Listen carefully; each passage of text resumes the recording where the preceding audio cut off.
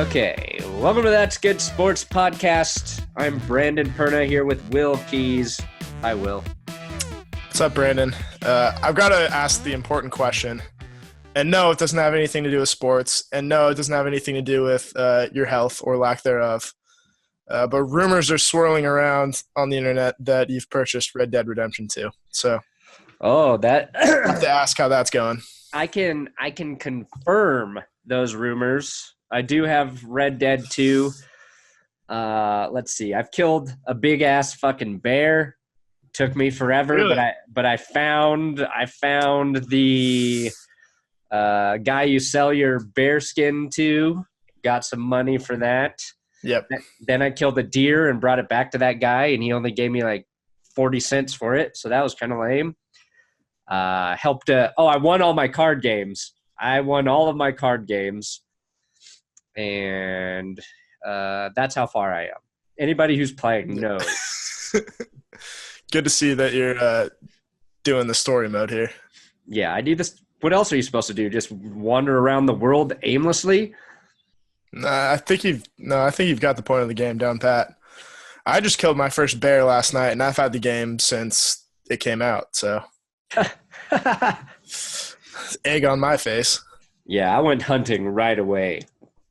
Here's the thing about like playing this game all the time is there's a river and a bike trail next to where I live, and whenever I walk on it now and I see a deer, my first instinct is to crouch to my knees, pull out a bow and arrow, which I do not have yet, and shoot it right in the neck, and then skin it and then sell it on the open market. The more fun thing to do is just trample it with your horse. Yeah, I don't know if that'd work on a deer, but squirrels, yeah, definitely. Well, to be fair, I haven't tried it with a deer yet, so what do I know? Not a lot about playing video games, obviously. Clearly not. So yeah, this is not a video game podcast, by the way. No. This is a football podcast. So we're going to talk about the Denver Broncos, the NFL. A lot of news happened in the NFL this week, from Le'Veon Bell to Nathan Peterman to Joey Bosa to a whole bunch of shit we'll get to after we get back into business with the Broncos returning from their bye week and the Chiefs-Rams Mexico game. So we'll get to all of that. What do we got first, Will? I can't imagine people want to hear my shitty voice for very long, so I will try to get through this as quickly as possible. I think he'd be surprised. But the first thing I think we could talk about, which probably should be addressed, I can't remember if we talked about it last week. Didn't quite do my due diligence in that regard, but there's been a lot of rumors swirling about John Harbaugh and his future with the Ravens, and it appears that they're both going to mutually part ways, which is just a very nice term for you've been here a long time, but we're going to fire you anyway. Right. And it looks like he's going to be on the open market starting this offseason. So obviously the Broncos will likely be in the market as well for a new head coach. So I'm going to ask you what you think about the fit with John Harbaugh coming to Denver. Would he even want to come to Denver, first of all? We kind of assume that, like, oh, it's a perfect match, Gary Kubiak, blah, blah, blah. There's no reason why he wouldn't want to come here, but he's going to have other options. Like, is it I don't know if it's likely, but is it a reasonable fit for him and for the Broncos? Well, assuming that Vance Joseph doesn't win all of the remainder of the games, then we don't know. Anything can happen, Will. I think John Harbaugh is a good fit in Denver. I think he's a good head coach. I think whether he wants to come to Denver or not really depends on if the Packers move on from Mike McCarthy. Because you have to believe, like, if you're John Harbaugh and you have the option to coach Aaron Rodgers or any other team in the league, I don't care if it's the Broncos or the fucking Patriots, you're going to want to work with Aaron Rodgers. So I think there's a lot up in the air right now. I don't even know. John Harbaugh's been like a head coach so long. Like, I don't need – is he an offensive coach or a defensive guy? I'm assuming defense, but – they hired him from Philadelphia when he was a special teams coach for the Eagles. Oh, so neat. So none of the above. Nothing is what I'm saying. I mean, because that's a big discussion like a lot of teams look at because they're usually hiring coordinators, right? Right. And I think the Broncos' biggest issues continue to be on offense. So that's kind of what you would hope to fill, but I guess you fill those equally with John Harbaugh. He is equal parts pretty good offense, pretty good defense. I think the thing with Harbaugh, like, he's done it long enough where nothing's going to surprise him. He's been through everything you can go through with players, from like the Ray Rice situation to winning a Super Bowl. You know, he coached against his brother in the Super Bowl. I don't think it gets much crazier than that. So in terms of game management and leading your team, I think he's a good fit. It really, like, after that, it's about whether or not the Broncos can fill the team with a above average quarterback, because even, you know, in Baltimore with Joe Flacco, since that Super Bowl, the Ravens, like, they've been consistently pretty good defensive team, but they have struggled offensively as well. So I don't know if he fixes a bunch of problems, other than I would feel very confident about his decision-making as a coach. Right. Yeah. No, you feel like you're getting the opposite of what you have right now in Vance Joseph, which is someone who's inexperienced, probably a little bit over his head, and doesn't quite know what he's doing at this point in time. And you feel like John Harbaugh comes in kind of the way John Fox did in 2011, taking over for Josh McDaniels, a guy who was very much in over his head. And it's a guy who's been there, done that, been to a Super Bowl, didn't win one in that case, but brought that sort of pedigree and was like a calming influence on the rest of the team, and just kind of didn't quite, butt in on the offense or the defense or anything too much, but kept things moving smoothly. And I think that's what John Harbaugh would bring you. Yeah. But we don't know who's not going to have a head coach by this time in January. It could be a number of teams. It could be as many as like 6 or 7 teams. So I don't know about the Packers. I hadn't even considered that, because it just feels like Mike McCarthy's been there forever too, and I can't imagine them having a different head coach. And they seem like one of those teams that likes to promote from within. I can't tell you if that's going to happen or not, but you have to look at other teams too, like the Jaguars, the Jets. You can see the Jaguars, if they just keep imploding, moving on from Doug Marrone at the end of the season. Yeah, I mean, there could be a lot of good options for Harbaugh. And if he does become available, I think he's going to be the number one choice for most teams in the NFL. So it'll be interesting. It gives you a little bit of hope, a little bit of something to look forward to, because without him, like, I don't know who the hell should be the next head coach for the Broncos. Right. Like, the only other names I've heard are college coaches, which I'm always a little bit dubious of. Like, I know Lincoln Riley is a great head coach for Oklahoma. Don't think he'd be a great NFL coach. And then the other name I've heard tossed around was Matt LaFleur, the offensive coordinator from the Titans. And I don't know if he's a great offensive coordinator, or people are just kind of falling into that, we need the next Sean McVay trend. Right. So we're just going to grab a young offensive coordinator and see if he can fix our team. Yeah. And then you have to wonder about, like, going through the growing pains with a first-time head coach. I mean, and if you want to do that again, because that's what the last 2 years have been. Yeah. Pains, really. It's not growing pains. And say what you want, like, trying to weigh that against, like, Vance Joseph, how he would perform in his third year as a head coach. Like, it's fair to say, like, he would do better than possibly, another first-time head coach in there. You keep talking like that, you're going to have a mutiny on your hands, Brandon. Wow. I'm People are not going to be happy. I think, not great. I think at his best, Vance Joseph is John Fox at his best. With slightly worse clock management skills. With Andy Reid level management skills. Right. But hey, if Andy Reid can learn, you know. Well, the good thing is Andy Reid hasn't had to deal with it yet because the Chiefs have been beating everybody by 20 points. That's true. Come playoff time, get into a little bit of a shootout, start having to worry about the clock. You never know. You never, ever know. But that's enough. I think that's enough coaching talk. We'll save that for when it really matters at the end of the season. I think we're going to continue on it a little bit with this next Marquette King stuff. Oh, well, fair. I mean, yeah, we got punter coaching stuff. So Marquette King was interviewed recently, and he talked about his pretty brief stay in Denver, talking about what happened, what changed, and what supposedly caused his injury that led to his release. So he said, quote, "We have our first couple practices of OTAs, and it's like, all right, what we're going to do is we're going to change some things in your technique. We're going to punt regular to the right, and when you want to punt left, you got to drop the ball like this and swing the ball across your body," said King. "My whole career, I've always walked the same direction I was going to kick the ball to. And now they're telling me to walk this direction and kick the ball over here if I want to kick it that way. And the more I kept doing it, the more my legs started to hurt."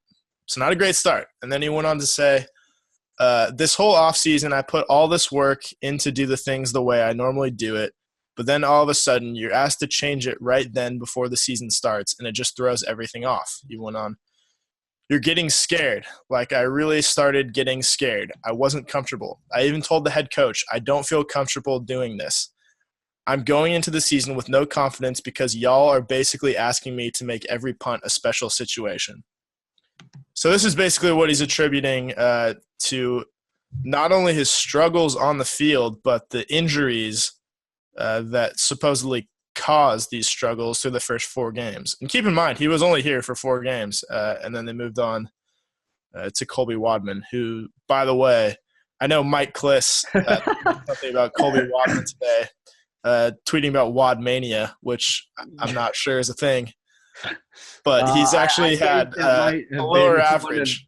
Wadmania might have been one of the porns I edited back in the day. That's got to be Mike Kliss's like worst trying to pump up the Broncos tweet I've ever seen. Big time delete this, fam. Like the numbers are right there. Wadmania. Like either Mike Kliss is the funniest low key troll we don't really know, or they're like, "All right, Kliss, could you say something about Wadmania?" Yeah. Like, what? Yeah, Wadmania. Let's get this Wadmania thing going for the Broncos here. Yes. Pound sign Wadmania. That's what the kids are into these days. Hello, fellow kids. Yeah, but no, he's Wadman is averaging a lower number per punt than Marquette King was this year, and Marquette King was not punting well at all by any means through the first 4 games. Yeah, but it looks like coaching, if we believe what Marquette King is saying, and we don't really have any reason not to, coaching sort of caused this, I guess. Yeah. Well, I don't know. This is kind of crazy when you think about it. Like, I don't know what. I'm trying to weigh what is dumber. Okay. Okay. Marquette King as a professional athlete and punter, not being able to tweak his style a little bit, or an NFL coach trying to change a guy who has done punting at the highest level for a very long time in his career. Yeah. And not just letting him, continue to do his thing. Like, I get a coach looking at Marquette King, wanting to be a coach, thinking you got to earn your paycheck, and being like, he would be even more dangerous if we'd made this a little adjustment. Because I'm assuming, and this is a guess here, that Marquette King saying, if you wanted to kick it left, he basically would just walk his body left, right? So you probably give away which side you're kicking to the field to. Right. So as a special teams coach, you're probably saying, if we can eliminate that with his power and his accuracy, because he's one of the best at dropping it inside the 20, then maybe, we get a bad play on special teams Mhm. from the return man or a ball bounces, So I get it, but if your punter tells you it's not working for him, like as a coach, you just got to be like, okay, fuck it, go ahead and do it the way you've done it because it's been top 5 for the last 4 or 5 years. But like also, I think Marquette King, I don't know the extent of this injury.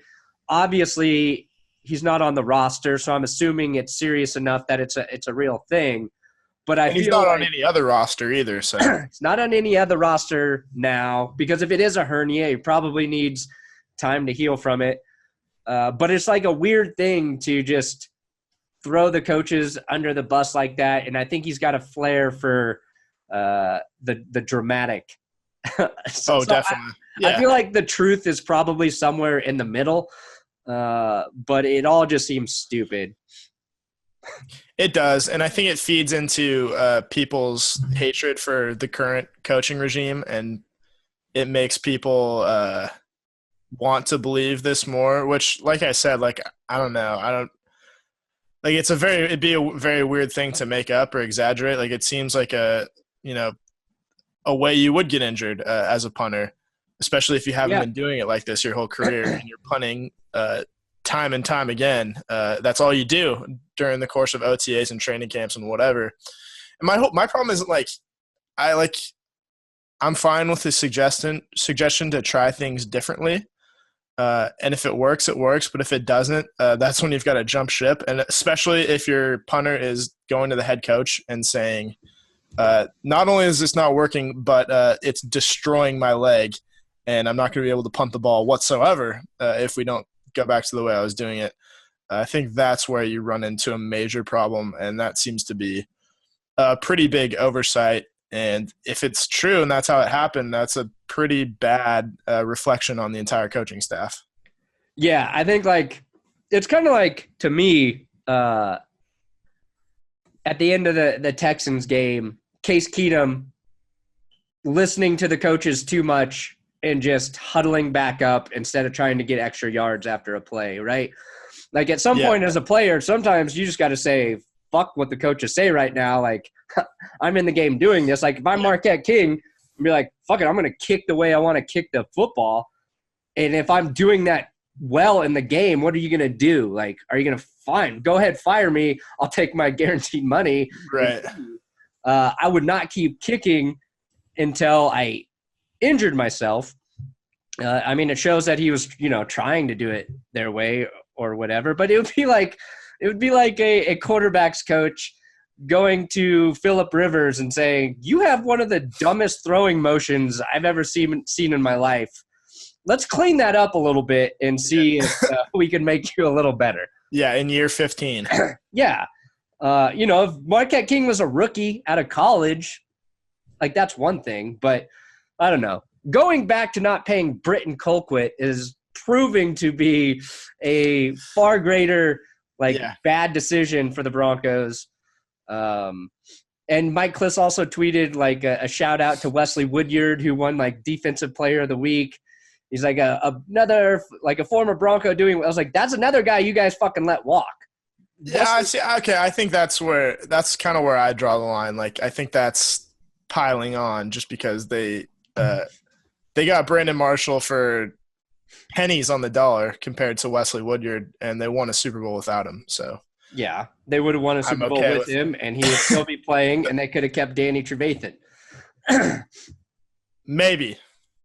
That's what I'm saying, Will, is I would have kept Wesley Woodyard. What are you saying? Yeah. I would have kept Wesley Woodyard. I like Wesley Woodyard because too. I like him. I didn't know who Brandon Marshall was. He played for Jacksonville under Jack Del Rio. I liked him. For me to even know that guy. So it has nothing to do on the outside looking we went to the same college. I would have kept Wesley Woodyard because he was the only Broncos linebacker I knew at the time. Fair enough. The Broncos clearly felt differently. But speaking of pay cuts and salary cap nonsense, Derek Wolfe was also talking that shit, just like Marquette King was. So we got another big, long block quote from Derek Wolfe. So I'm just going to dive right into it. I actually like what Wolfe had to say. I thought we were going to have a quarterback. I thought we were going to keep a lot of the guys on the defense, Wolfe said. That's why I took that haircut, referring to his pay cut. A huge haircut, not his real haircut, because I wanted to stay here and be a part of the best defense to play it.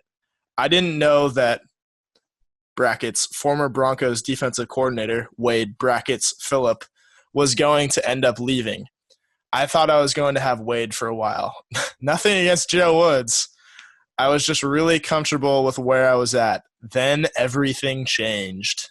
End quote. So who should be most offended by this quote from Derek Wolfe? The front office, Case Keenum for saying that he thought we were going to have a quarterback, or Joe Woods for saying he wished they had just kept Wade Phillips. No offense to Joe Woods, of course. I'm going to say Wesley Woodyard because Wade Phillips would have kept him too. Pretty sure they're never together, but I think the biggest jab would have to be Case Keenum right now. Well, he doesn't even qualify that with no offense to Case. Not that would make it any better, but or say I'm not referring to Case Keenum. I'm talking about the situation in the last 2 years, right? Right. No. But he's right. That's what sucks. You hate to see your player throw all those guys kind of under the bus, but he's right about Wade Phillips. Malik Jackson's gone.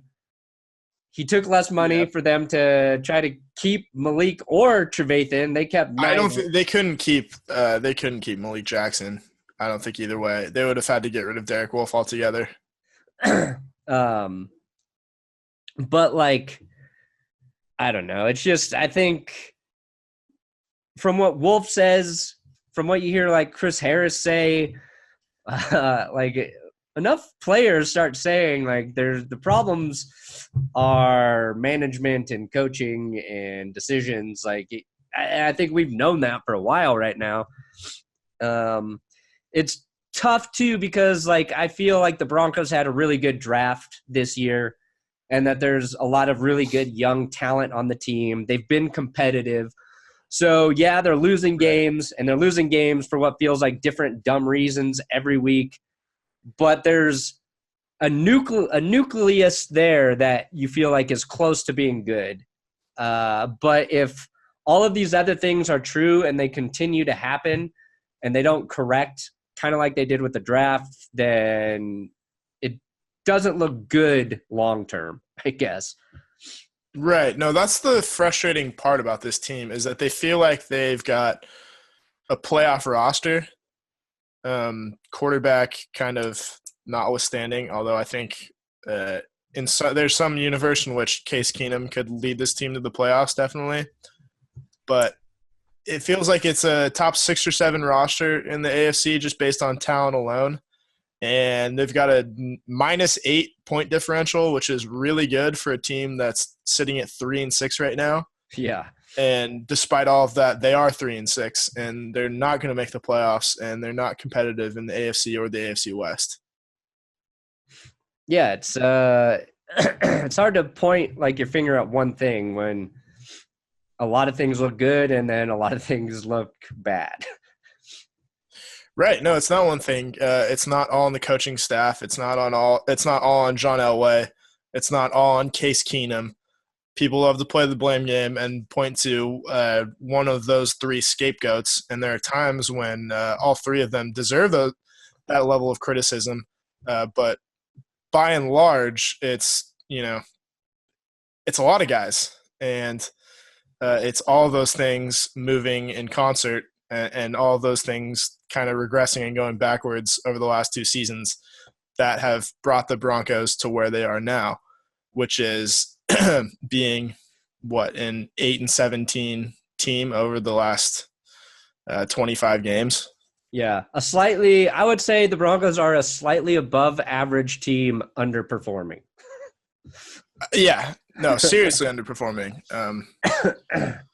No, they've got a good roster. That's the thing. Yeah, it's hard because – and there's so many players that, I like on the Broncos and that I'm excited about now outside of, number one being Wadmania. Kobe Wadmania. Right. But We're gonna make so much money on those shirts, by the way. Wadmania. Wadmania shirts, and then Mike Kliss is gonna sue us. Yeah. But then he's gonna bring a lot of attention to our podcast, so we're gonna make the money back. There we go.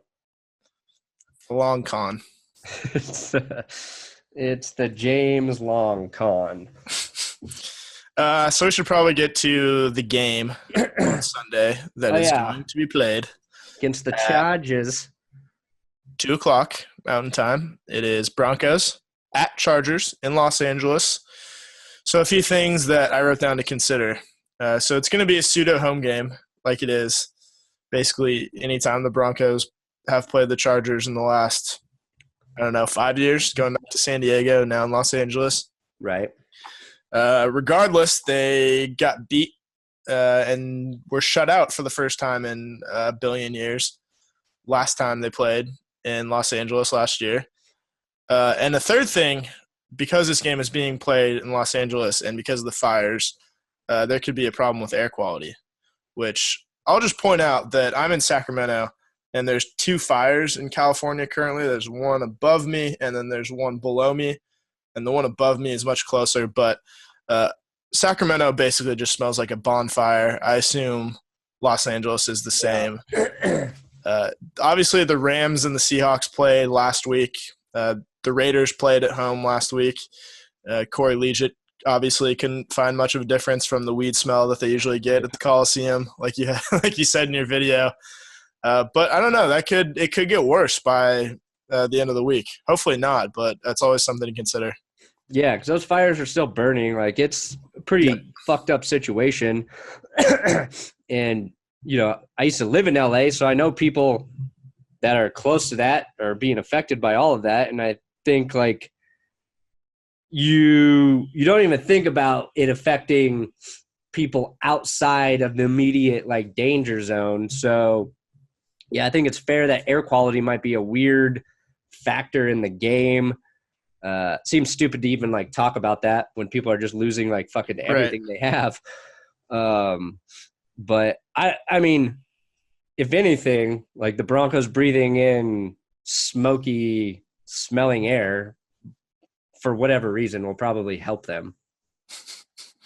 I mean, it can't make them much worse at this point, I think is what we're trying to get at. Right. The Chargers have won 6 games in a row. And, I mean, I think they're probably going to win 7 in a row here. Although – they just beat the Raiders in a game that – right. It felt like the Raiders were going to come out and, like, do something crazy in the first quarter. And then it just turned out they couldn't punch the ball in whatsoever. The Raiders could – they were 4th and goal and just sucked. Right. Speaking of coaches that should be fired at the end of the season, but definitely won't. Like I was saying, the Chargers have won 6 in a row. It on paper it should be 7, but the thing is, just like when it's just one of those divisional matchups that you just see being a 50-50 game. Oh yeah, I don't know who's going to win this game. No clue. I have no idea. Based on everything I've seen this year and last year, I will take the Chargers, but I would not be surprised if the Broncos were the team that screwed up their magical winning streak.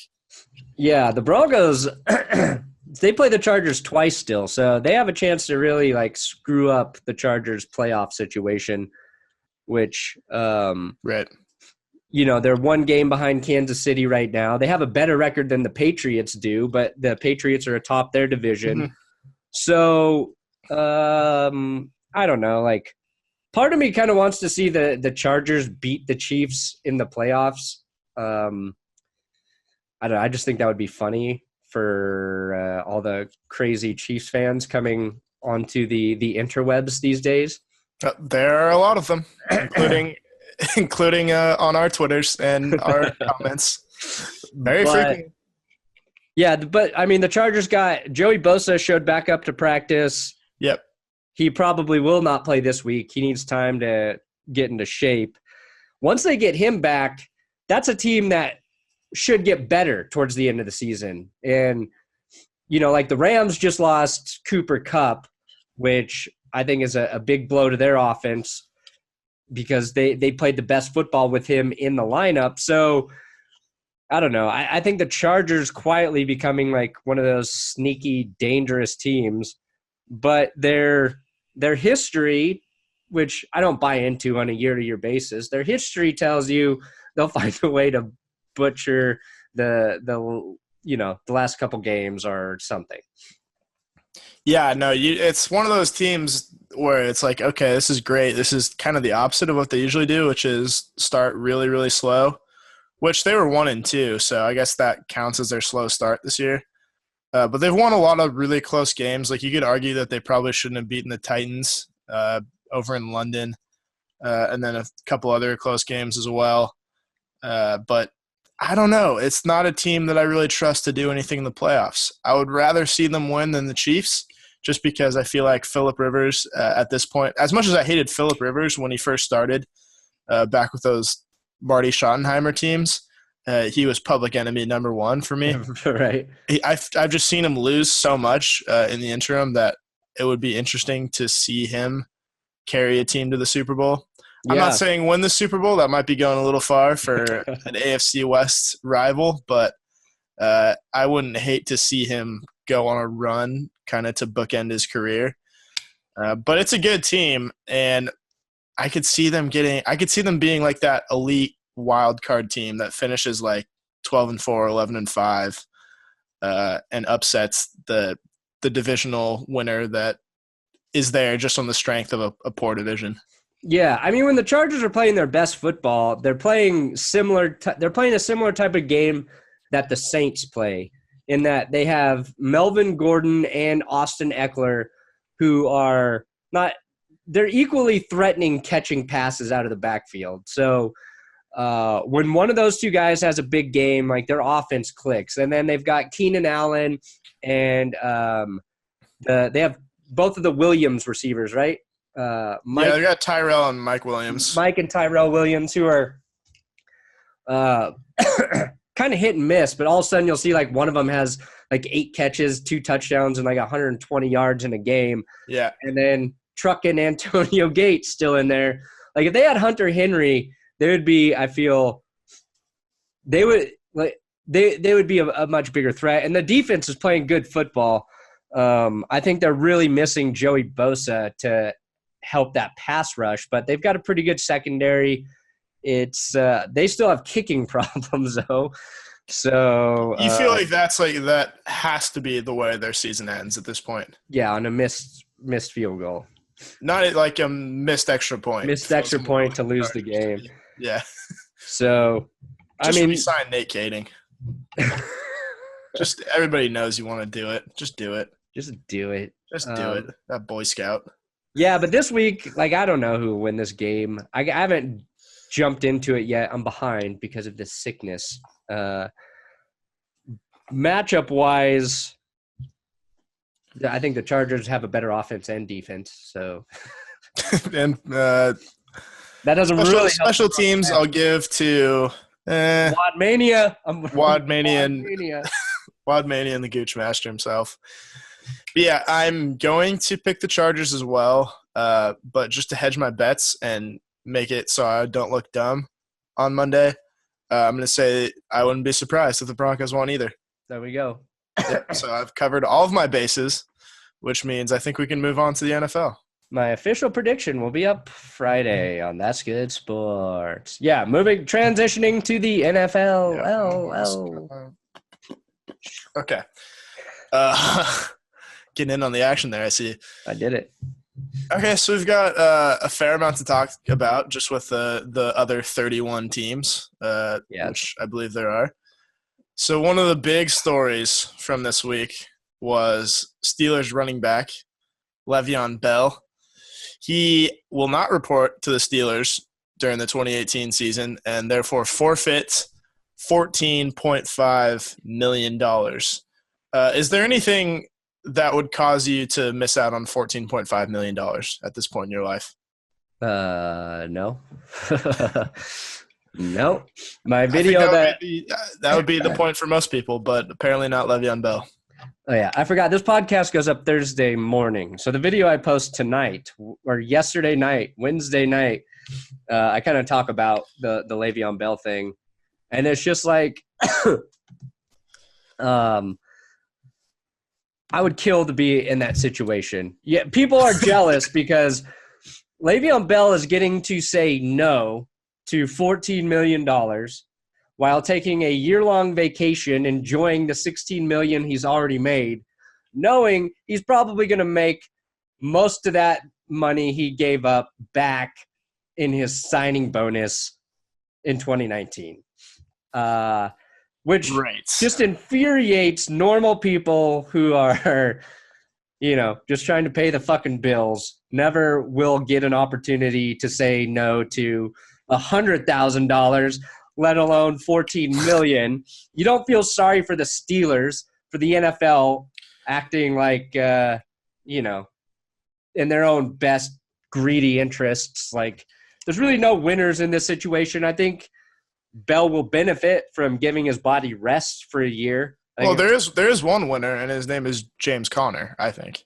Yeah, no, that's true. It's opened up. Really, Le'Veon Bell's doing James Conner a huge solid right now. Yeah. Giving him the opportunity to hold out in 2 years for the Steelers as well. At which point they'll already have drafted someone else. Yeah. But my dog made a special appearance. Well, it looked like a ghost entered your room. Could be that too. Who knows? It might be the vessel for some type of ghost. I wouldn't be surprised. That's a crazy thing because James Conner, he deserves a chance to make a shit ton of money. Like, he's got a great story, seems like a good dude, and he's a really good football player.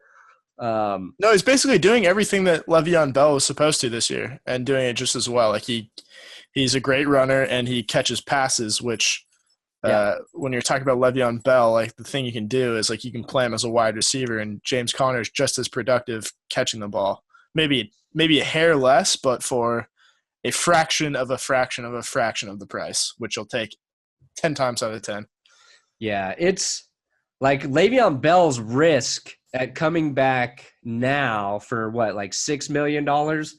Right. You just look at Earl Thomas and you're like, I don't know if it's worth it. I don't know if you should do it. Yeah, the thing where I or Des Bryant. Right. Yeah, no, things can happen very quickly, but you could just – that's kind of like the slippery slope argument where you could just argue about stepping on a football field at all at a certain point. Why would you do that again? But my thing is Le'Veon Bell was talking about wanting to be paid like a quarterback, and that's not going to happen in any universe. You know that when you're taking a career path as a running back versus a wide receiver, a defensive player, whatever, you know what the deal is. And the deal is you're probably going to – if you're good, they're going to run you into the ground. You're going to have a prime of about, if you're lucky, 5 years. And you're just not going to make as much money as most other positions. And that's kind of the catch. Yeah, I think Le'Veon Bell – I don't know where he stands now, but – he should just be looking to get a little bit more than what the Todd Gurley deal was.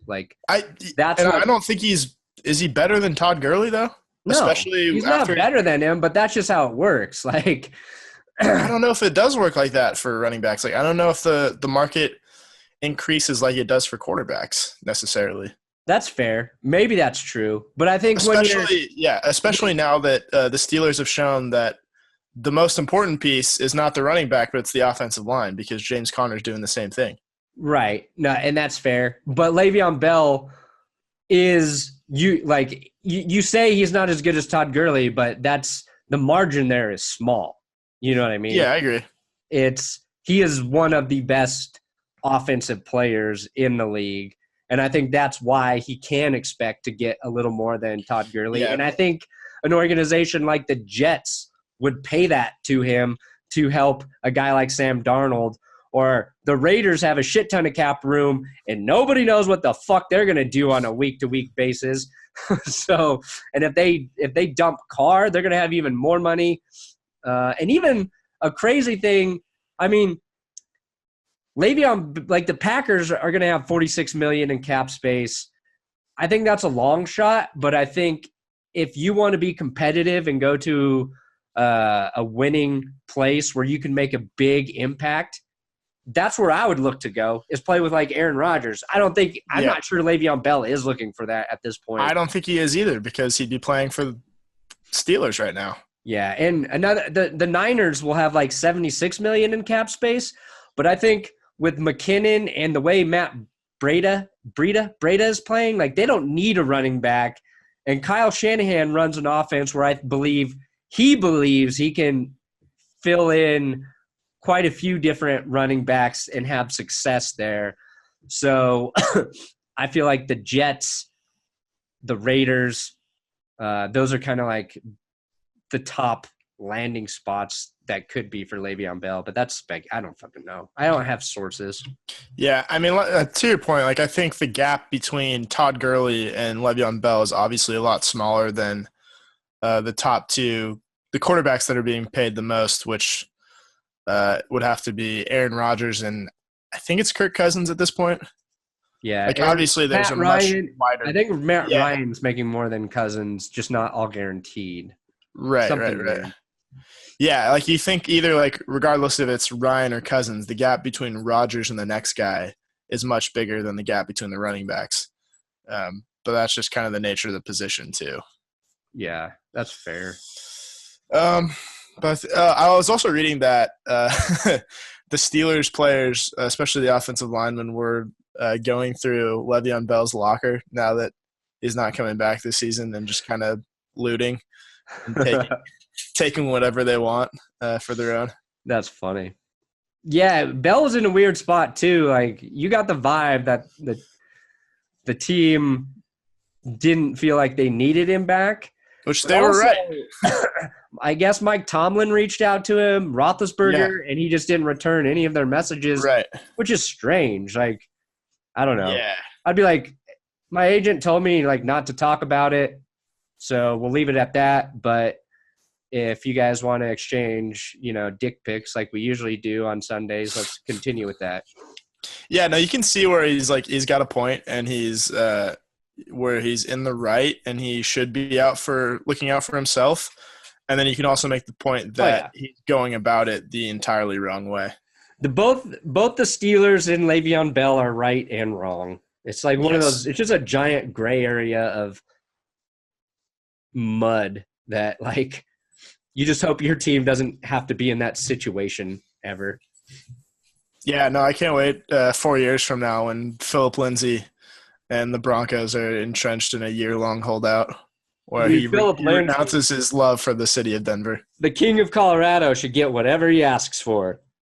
Yeah, he's going to be the new John Elway pretty soon because the fans are turning on John Elway more and more by the day.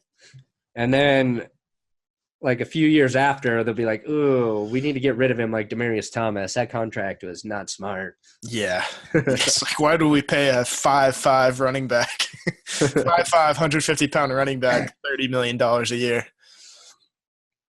Maybe not the wisest business decision, but oh well. The Rams and the Chiefs game has officially been moved from Mexico City to Los Angeles, which I think we're all disappointed about. I wanted to see that shootout in 7,000 feet above sea level. Yeah, that would have been fun. Would have also liked to see the fans out there. There are actually a lot of just from when I spent a week in Mexico over the summer, a lot of NFL fans.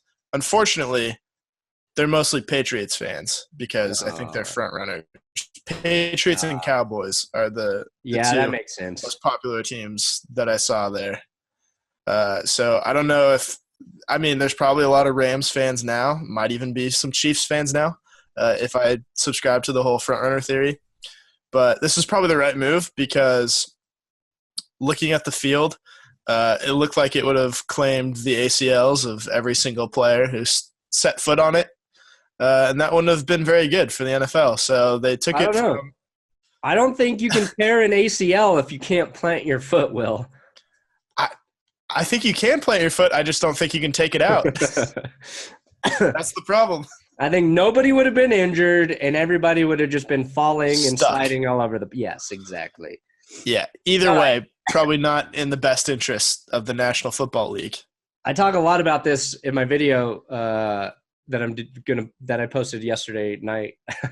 But You're twisting my mind into a pretzel with all this timeline stuff. The reason the field is like torn to shit is because of multiple Shakira concerts.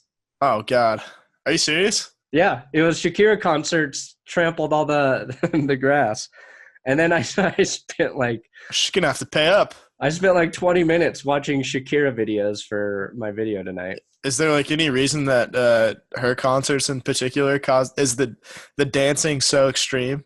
I think so, man. That it just tears the turf apart. I just think they were the last concerts there, and damn, people enjoyed it. A little too much, it looks like. Yeah. They're all just wearing 8-inch cleats to the field to go see Shakira. Yeah, to see "Hips Don't Lie" over and over again, which I assume is her only song.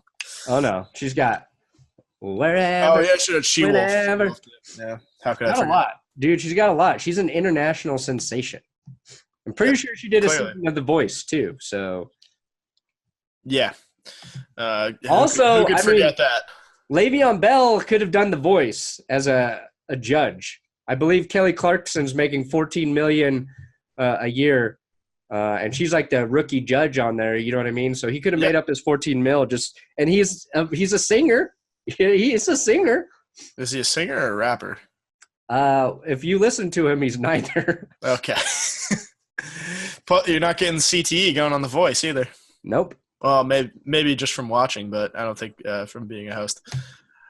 So yeah, the other thing we have to talk about is Joey Bosa is back at Chargers practice. We kind of already touched on it. We touched on that. This should probably make them better in theory. In theory. One would assume. We haven't mentioned RIP Nathan Peterman. Right, yeah. That was a tough we lost Stan Lee over the weekend. We also lost Nathan Peterman. They just lost can't. Nathan Peterman's career, which was one of the most special ones in NFL history. Stanley passed away. They just can't find Nathan Peterman anywhere. Right. Nathan Peterman started this trend that Cody Parkey has continued. Just when you play really, really shitty, just blame it on God. Yeah, that tweet you sent me was so funny. Yeah, no, Cody Parkey missed, I think, 2 field goals and 2 extra points. It might have been 3 and 1, but they all hit the upright. And that must have just convinced them that it was like Pulp Fiction, where it's just divine intervention. How could that happen 4 times in a row? Jesus didn't want me to make my kicks today. Yeah, I don't know what you're looking at me for. Blame the man upstairs. He's the one that, if it was up to me, all 4 of those kicks would have sailed straight through the uprights. God had other plans, so why don't you interview him by his locker? Yeah, the thing I wanted to talk about, but I didn't know how to get into it on my video, was like, he's saying that on a day where like Malibu is burning to the ground. You know what I mean? Like the timing and the idea that Jesus is concerned about your field goals when all this other crazy shit. And that could be said for any day on planet Earth, right? But like, I just thought like the juxtaposition of that was interesting, and I didn't want to get into it because usually you got to explain yourself if you're trying to make a joke about something like that. So I didn't go there, but that was like, after he sent it to me, and like I laughed at first I was like, that's brilliant, because like it is. How, like, if you're a coach roster right now, if you're a coach, how do you criticize him? You're like, nah, Jesus, that was Jesus. You're like, okay, question for you. Okay, fine. So the Bears kept him. I think it helps that they won the game. Yeah. It really helps that they won the game by – like they still won by 12 points. So it would have been 20 points had he made all those kicks. But if he had not hit the upright, if he had just missed all 4 of those kicks, you think he's still on the roster? I don't know how. I don't think he is, because they're just so close. Yeah, I don't know how he's kicked all season. If it's like an outlier game, then no, I don't think he hasn't been great. He's pretty average, I think, from what I have seen. Yeah, dude, kicking this year has just been terrible. Oh, it's been awful. The only kicker that hadn't missed, like we had McManus hadn't missed until 2 weeks ago. Tells like super important. And now he's missed 3 in the last 2 weeks. Not counting this week, they're on a bye, but in his last 2 games, missed 3. Granted, they're all like 50 to 60 yards, so it's a little bit different. And then Josh Lambo for the Jaguars, the other one who hadn't missed one last week too. So, they could have used that against the Colts. It sure could have. Yeah, it was a 3-point game. Yeah, it was. And now they're 3-6 as well. So. Yeah, it was. Kicking's been a real issue for many teams this year. Makes you think that someone like you and I should maybe give it a shot and go try out. I've thought about what if I was able to dedicate an entire year of my life to only focusing on kicking. Yep. How good could I get? Serviceable, I think. I don't think you're knocking down the 55-yarders on a regular basis. But I think from 40 and in, you're money in the bank. Yeah, because it all comes down to like how much natural leg strength do you have. Right. You can add distance through learning technique, probably stretching, a lot of flexibility, yoga, and adequate leg strength training. The thing is, I feel like if I had just grown up all my life kicking field goals, I could be a field goal kicker. Just with a ton of practice, like the Malcolm Gladwell 10,000 hours of field goal kicking. Right. I don't feel like I could ever be a punter because those guys are swinging their legs like above their heads, and I don't think I'm built for that. Yeah, I don't feel like my arms are even long enough to reach the ball out to where I'm supposed to kick it, and I think I'd probably just tear my groin every single time I tried to punt it. Probably. You're what, 6'2", you said? Yeah. Yeah. So you've got probably the length to be a decent kicker. Yeah, I could pull it off. I mean, unless you're like all torso. Yeah, I've never seen your legs by the way these podcasts are framed. So you could just have I could be in a wheelchair for all you know. You could be 6 feet of torso and just like ankles and feet. Like, trying to. There you go. No, those aren't kicking legs. No, sure aren't. Those are not. See how much I struggled just to get that leg into the shot? Definitely not a kicking leg. I think I could learn to control the kicks too, but that's just because I did a lot of foot sports growing up. Like I played soccer, I skateboarded, I snowboarded.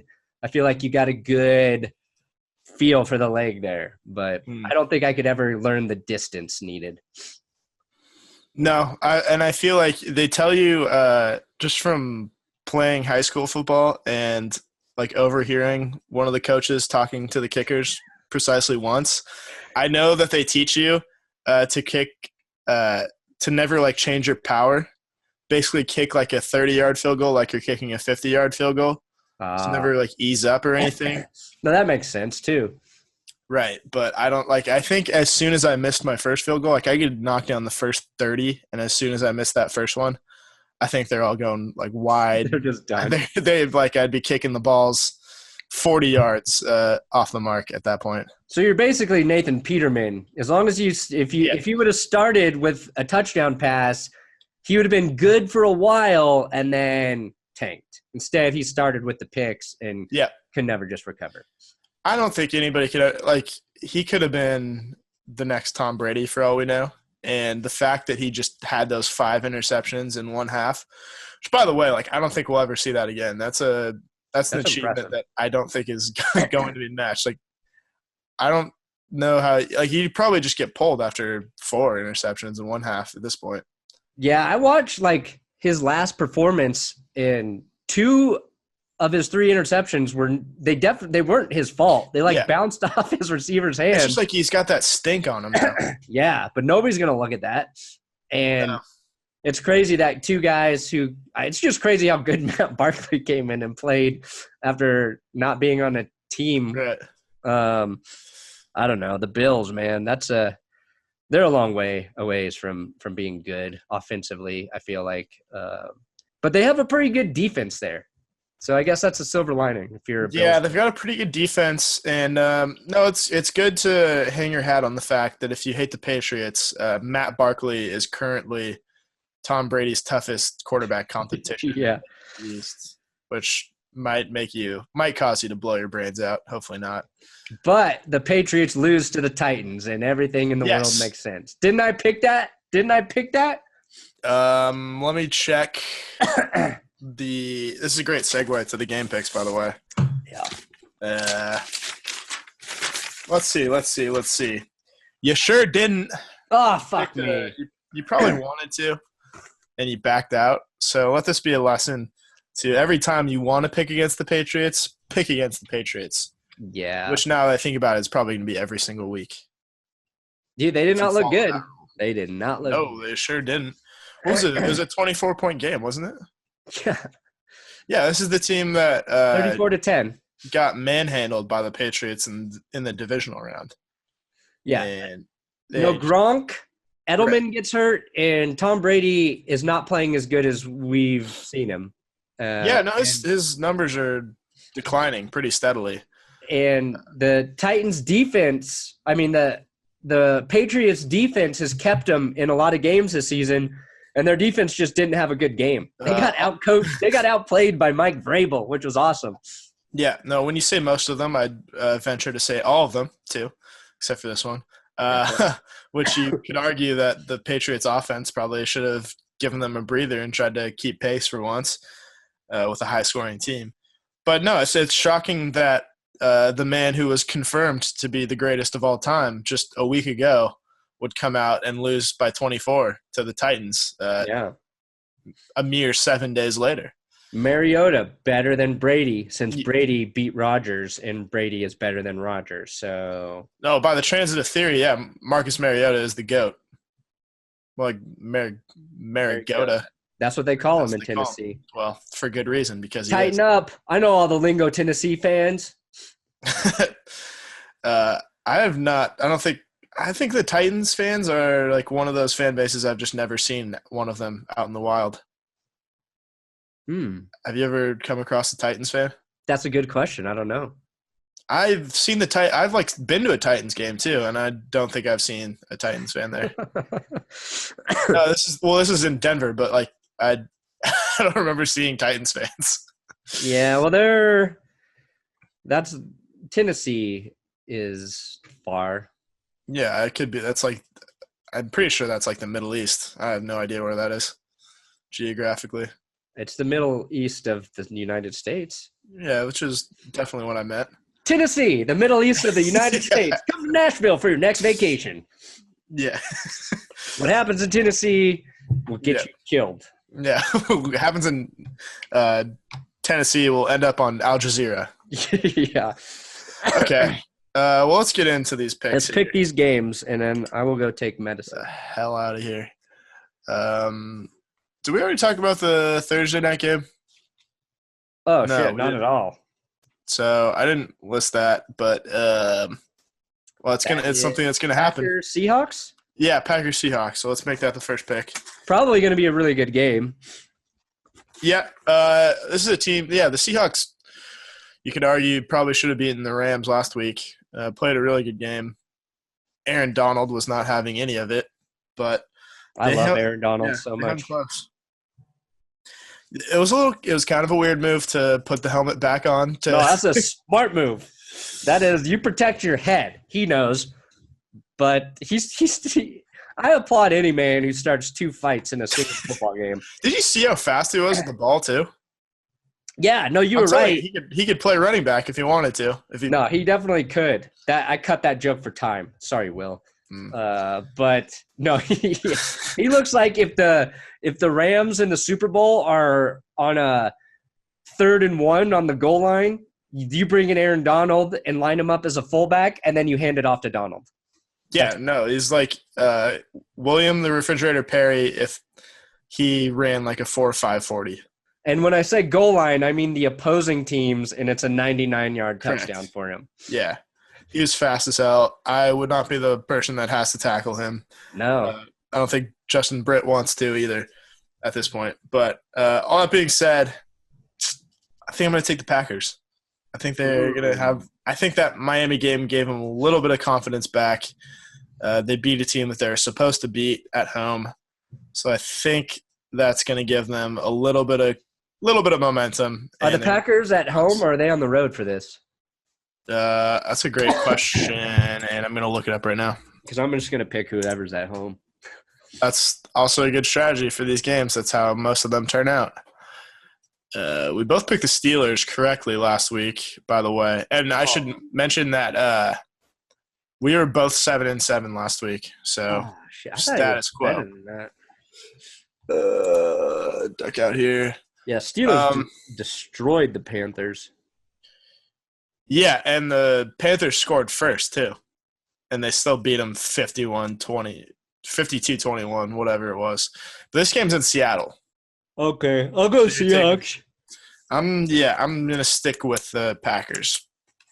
Probably not wisely, but I'm not going back on my pick now. You got to live your life, man. That's right. 2 4-5 teams.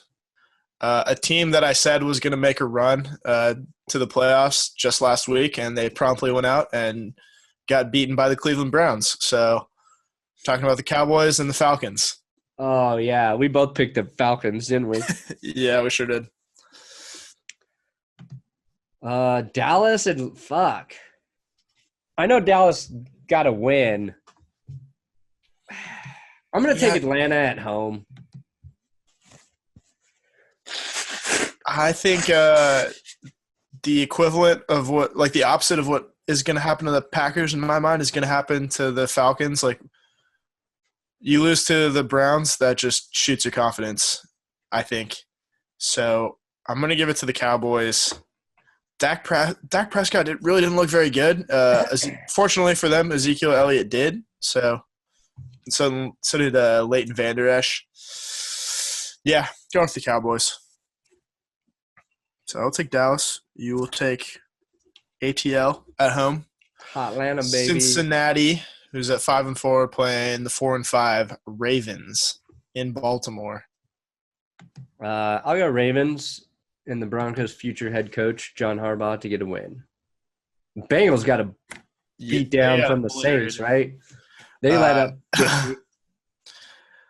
I'm going to take the Bengals. I think Hugh Jackson, special assistant to the head coach, is going to make all the difference. So, is he? Is he a Bengal? Yeah, he is. I didn't know that. I missed that. Yeah, I think they just hired him like a couple days ago. Wow. For the Dwight Schrute role. Assistant to the regional coach. Yeah, pretty much.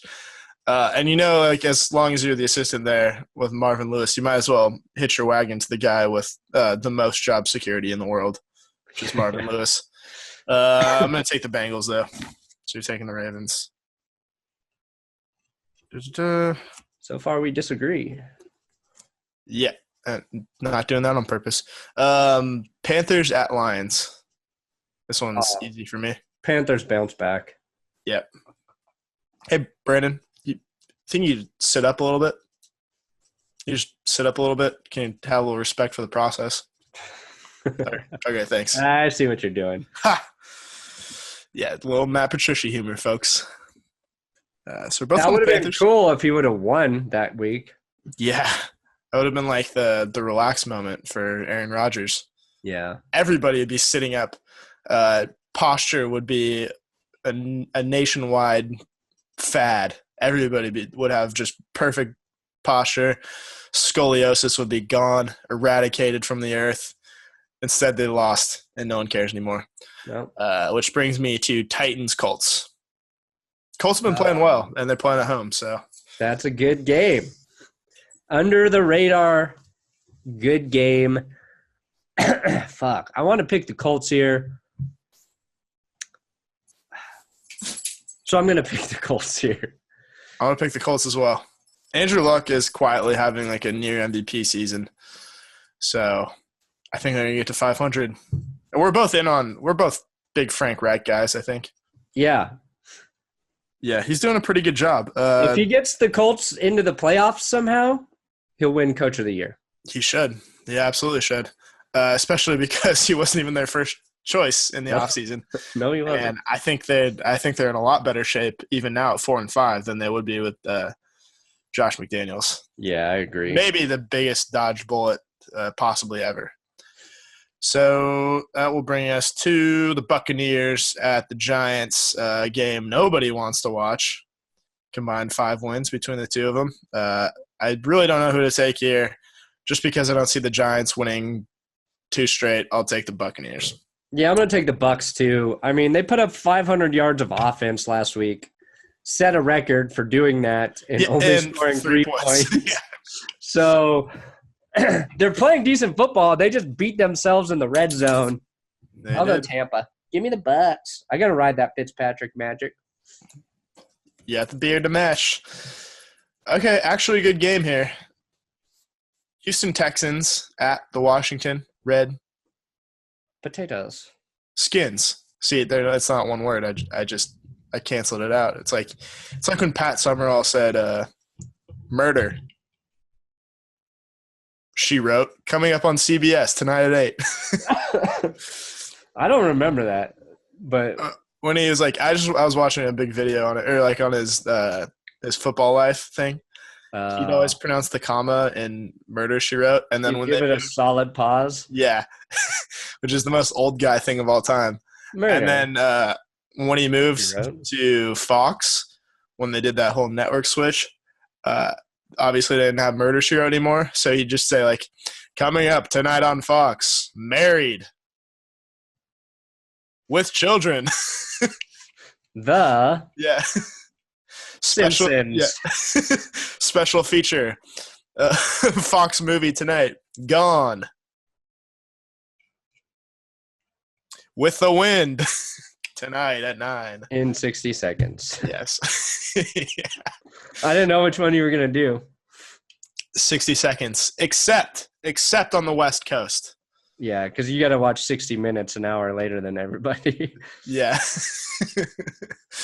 I'm always bummed out by that. I want to see 60 Minutes, and I want to see it now. I want to see it when the East Coast guys see it. No, maybe one day.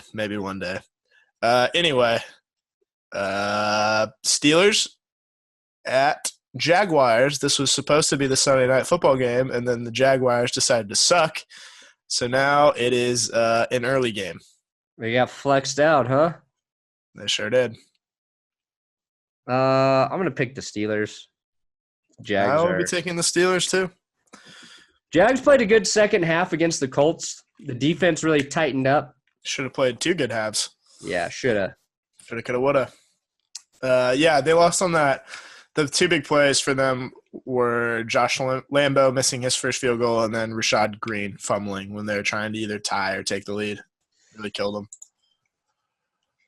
So after that, we've got this is horrible. The Raiders at the Cardinals. This is tough to see.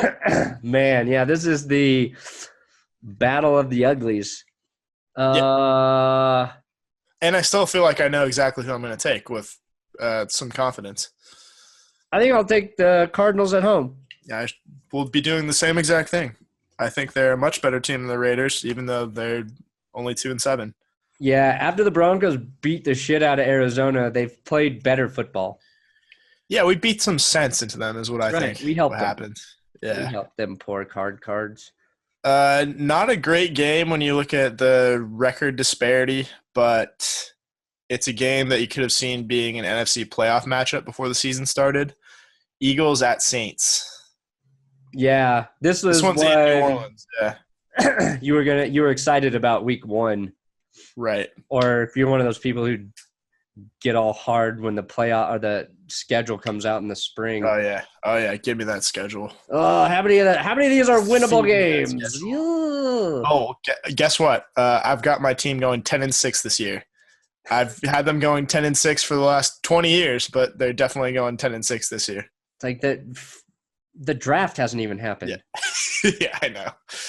Let's see. We've got the Oakland Raiders who finished 2-14 last year. Just looking at the schedule, been going win-loss. I think they're 10-6. 10-6. Yep. I'll go Saints. was a bigger hesitation than Markelle Fultz shooting a free throw. That was just an absolute change of direction at the last second. But I think for your own benefit, because I think the Saints are going to win as well. Yeah, Saints look good. They sure do. They're still not the 1 seed, though, because the Rams are 9-1. Saints are 8-1. So they've got a little bit of ground to cover still. Yeah, because they just haven't played as many games. Interesting. But once that happens, change after the Rams have their bye. Yep. Which I guess will be next. It's got to be after this Monday night game, right? Yeah. Week 12. Yeah, I was assuming because they week for buys. Right, and they're planning on coming back from Mexico City. A good game though that got flexed into the Sunday night schedule. You're trying to distract me. It's not gonna work. I guess it did work. Vikings at Bears. Oh yeah, who would have thought this was going to be such a hot game? And who would have thought that the Bears would be ahead of the Vikings? Exactly. Where is it, in Minnesota or in It's Chicago? in Chicago. Ooh, give me the Bears. Sorry. I am going to take the Vikings. Oh, you think that defense going to fuck up Mitch Trubisky? Although Mitch Trubisky got his first divisional win ever last week against the Lions. Yeah. You're probably right, but I'm going to ride the Bears' momentum. Yeah, I don't know. Khalil Mack came back and got 2 sacks very quickly. But, yeah, I like the Vikings to get back on track. I think they're a little too talented. You should like the Vikings because Kirk Cousins is a more reliable quarterback at this point. Yeah, I mean, what you would think, but the last time we expected him to do well on Sunday Night Football, he and the rest of his team got destroyed by the Saints at home. So, but the Bears, the Saints, the Bears are not. No. I think they're going to win this time, which brings us to the game of the week, game of the year, the game of the century, really. Patrick Mahomes, who was killed by a Patrick Mahomes avatar on Fortnite, playing Jared Goff and the beatable Rams, both 9-1. Like we said, not in Mexico City. They're playing this in LA. It's Monday Night Football. Everybody's looking forward to tuning in for Joe Tessitore, Jason Witten, and Booger McFarland. I've got the Rams. Ooh. This is tough because both of those defenses are a bit porous. Yes. The Rams they hung in there with the Saints in a shootout, but lost. The Chiefs hung in there in a shootout with the Patriots, but lost. Oh, who'd you pick? I picked the Rams. I'll pick the Chiefs just to try to catch you in the standings. I'll pick the Chiefs, but I'll be rooting for the Rams to win. So I'll be rooting against my own interest. How would you feel if you're playing Fortnite or whatever and someone with like a That's Good Sports shirt or avatar or whatever killed you? Because that's what happened to Patrick Mahomes. He was playing Fortnite, and they just released all those NFL skins. Yeah. And one of them was a number 15 Chiefs jersey, and they killed Patrick Mahomes himself. The real Patrick Mahomes. That would be a bit bizarre. I would be asking, like, why am I not getting any residuals from Fortnite for using my likeness? This is fair. But honored. I would feel honored as well. Yeah. Even weirder if that scenario plays out in real life. That would be creepy. But, murdered by somebody in a That's Good Sports t-shirt. I mean, if anybody's going to murder me in this lifetime, it'll probably be a Patrick Mahomes fan. So that's true. The more I think about it, the more likely it becomes. Not to give anybody any ideas. What if you got death by stoning, but instead of stones, it's just Mahomes throwing footballs at you? Depends if he's throwing it with. If it's his right hand, I'm feeling okay. But if it's his left hand, I feel like that's the ironic punishment division from that episode of The Simpsons There you go. where they keep forcing Homer to eat donuts, and it just doesn't faze him at all. James Coburn went mad in 15 minutes. Good old Simpsons. Well, I think that's enough for us today. Gotta All right. get you healthy. We crushed this podcast. Yep. So Couldn't do any better, if you ask me. Basically couldn't do this podcast any better than we currently are, even if we tried harder. Yep, which we will not. Please, please, please just keep listening. Share the podcasts. Or We've got mouths to feed, so please keep listening. Okay, goodbye.